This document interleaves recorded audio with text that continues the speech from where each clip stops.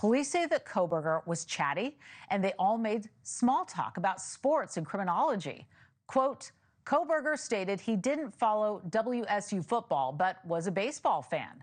Then the conversation turned to the reason Kohberger was arrested. Quote, Detective Gilbertson asked Kohberger why he thought we were there. He said he wanted Detective Gilbertson to tell him.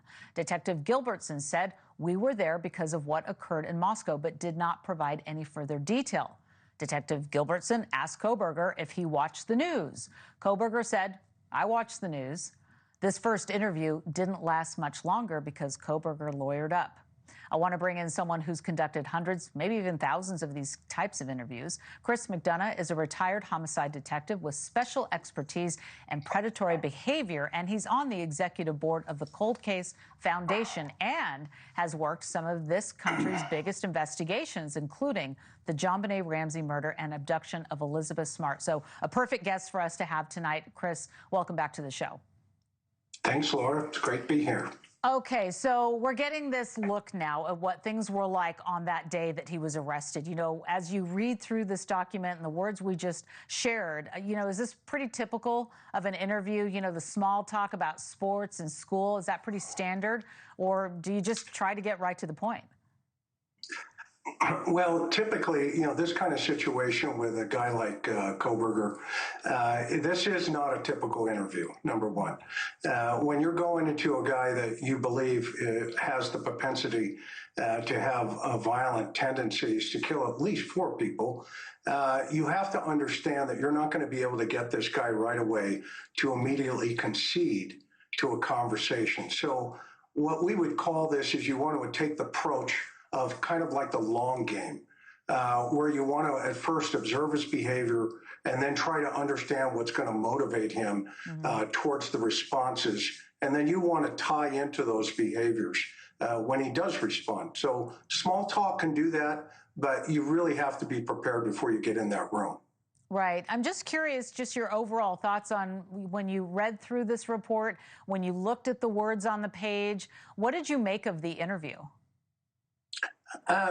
Sometimes, the investigators, they don't consider that a guilty mind like this guy will teach you what type of questions to ask, where there's a focus. So as you're having a conversation with him, he is going to guide that conversation. And so sometimes these mind games become a way to maintain his control over the conversation as a whole. And again, an experienced interviewer would have allowed that to be the case. I mean, he brought up some things that he expressed he wanted to speak about. And so that takes an understanding of, why does this guy want to go down that direction? But more importantly, it takes a humble understanding to say, okay, this guy's in control. I need to let him be in control. Let's go.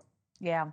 From the report, I'm just wondering, do you think that Kohberger knew it was over, that, they had the goods on him? What does the interview tell you about how he might have been playing investigators? Because it kind of felt like that at times when we're reading through it. Again, there's no audio on this, so all we can do is read it. He kept asking why he was there. They said, do you know why you're here? He played that kind of cat and mouse game with them. Yeah, and you notice he also flip the conversation back to the investigators. Okay, that's a common technique that somebody who wants to maintain the dominance over the situation. So basically what he's saying is, I'm the teacher, you're the student. And then at that point, information will begin to flow. So subjects will often ask, how often, what should I begin with? And an experienced investigator should say, well, from the beginning. And they'll say, well, what do you want to know? Everything. Okay, but that takes a long time if he responded that way. And you say, well, that's fine. I'm here to learn from you. I want to hear your side of the story. You have a right to be heard. Tell me everything you need me to know during this conversation. Yeah, I mean, and of course, you deliver it softly. Yeah, we're getting a treasure trove of documents post-sentence. So there's probably going to be more of this type of insight as we move through it all. And I'm glad to have you on the show, Chris McDonough. Thank you very much for being here. And I hope that you will come back and we'll talk more, okay? Thank you so much. All right, thank you. Thank you for watching. Subscribe below and download our NewsNation app right now on your phone, and you will get fact-based, unbiased news for all Americans.